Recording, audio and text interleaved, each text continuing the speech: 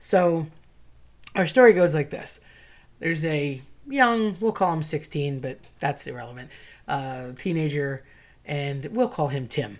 But again, purely fictional. So there's a young guy that has pretty much everything going for him. He's an athlete and a decent student. He's got a lot of friends, nice kid with a bright future. And unfortunately, with all that he had going for him, he was met with a terrible accident that caused the severance of his left arm. Despite all the care that was given to him by doctors and hospitals, no such luck. They couldn't reattach his arm, and he fell into a terrible despair because he wasn't expecting anything such a tragedy to befall him at such a young age. So, with that said, he spends his time in rehab and physical therapy as best he can, getting as strong as he can, and eventually can return to school. But he seems like a shell or a shadow of what he once was. Coming upon his old coach, who served a lot more as a mentor to him in an effort to cheer him up and give him some purpose, direction, and hope, he says, you can get stronger, you can still work out, you can do all the things that you were doing before. You're just doing them as a one-armed individual instead of a two-armed individual. And there's things you'll be able to do that other people won't be able to do. He, of course, doesn't believe it, and Tim's very skeptical, so he stays in a slump for quite a while. Eventually, the coach sees that he needs to press him a little harder and suggests that maybe he try a completely new skill or something that he had not tried before to master that, and offers the suggestion of Kung Fu. The coach happened to compete for years and had several trophies in his office, so he thought he would suggest that. Immediately, Tim's against the idea, completely doesn't want to try it, and thinks that it's terrible because he's not going to have any success. He'll be laughed at, ridiculed. It's not even worth the effort. And it takes the coach a good 6 or 7 weeks to convince him otherwise.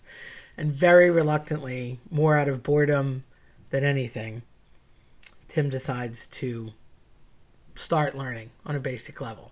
First in the coach's office at school and the gym, and then eventually getting enough skills and basics down that he takes him to a dojo to be able to start working with a class and taking martial arts more seriously.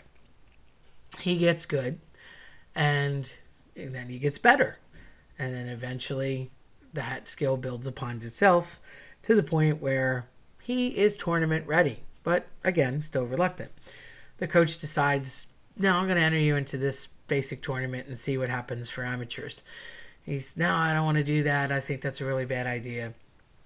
But the coach again forces him into it and says, look, you've come this far. It's going to be a good plan. I think you should do this. So, reluctantly, but again, he goes into it thinking, well, if my coach believes in me, I guess I'll do it. And goes to the tournament and meets with success. He has pretty smooth sailing. He's able to move forward into the 5 or 6 different rounds without issue.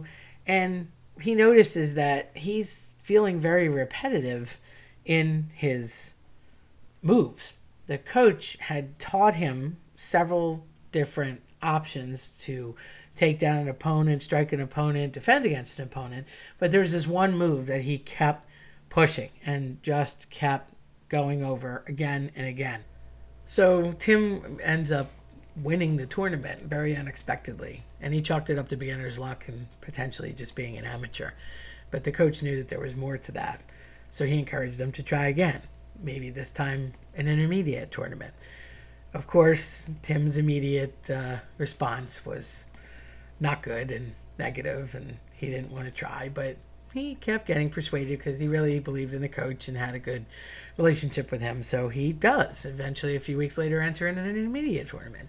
And he does well in the intermediate tournament, all the while training harder and harder, but focusing on that one maneuver that the coach kept telling him to do. Almost to the point where it was becoming annoying, and Tim started to question why he had to function over and over again with this one maneuver. But again, the good student, despite some griping, he kept going. Eventually, he wins the intermediate tournament. No problem. He ends up doing well, and gets to the point where his coach says, I think you should try an advanced tournament. As this time is going on and he's progressing from belt to belt and level to level, he's still chalking it up to luck or pent up aggression or whatever it is left over from focusing some rage that he was harnessing from the accident, all the while not confident that he was going to go forward to another achievement.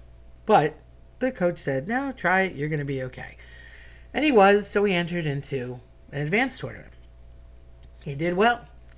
Again, opponent after opponent, person kept going on the mat against him, he would win.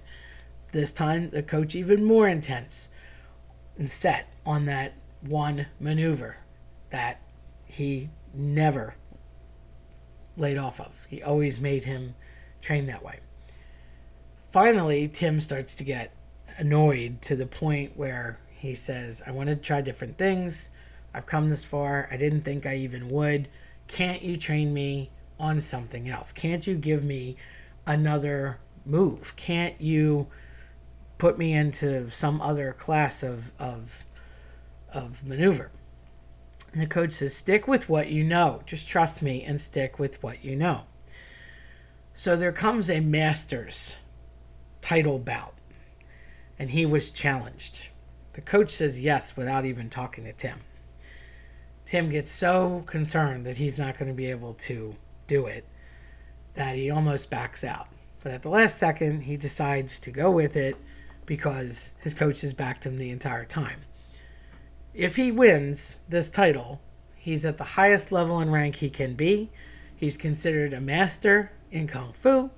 He can now teach with prestige and be even beyond the level that his coach was this whole time. He's very nervous, goes to the tournament, smooth sails through the first couple of rounds. Eventually gets to the semifinals where he's sure he's not going to make it. But after executing the infamous move, he advances all the way to the finals. What seemed rather easily. The coach tells him he got one match left. Just concentrate and you're going to be fine. A very nervous Tim says, look, I'm anxious. I don't know. I've gotten all this way. I'm sorry I doubted you, but this is it. This could go really wrong. I could get hurt again. Something could happen. And the coach tells him, you're going to miss every shot you don't take, to pull a Wayne Gretzky quote there. So just do it. Try your best. Know that everybody's behind you. And, you know, you made a believer out of even me. So he goes to the final match. And in what seems like seconds, takes the victory unhinged. Tim's ecstatic. He's put up on the shoulders of all the people nearby. People are cheering. Crowd's going crazy. He's holding the tournament trophy high above his head. He runs over to his coach, gives him a hug and says, I don't understand how I was able to do this. This is crazy. I'm just beyond anything I could think. And the coach very confidently looks at him and says, well, you were always going to win, and I knew it. Tim says, how did you know that? How could you possibly? And he says to him, well, in the maneuver that you kept complaining about, that I forced you to study over and over again, there's only one defense against it, and it is by grabbing the left arm of the opponent. And since you don't have one, there was no way that they could combat against your maneuver. So, I hope you got a little chuckle out of that and at the same time felt a warm fuzzy or two. If you like this type of content, scare the like button into turning blue and subscribe. Don't forget to hit the notification bell so you don't miss out on future videos. Thanks for watching.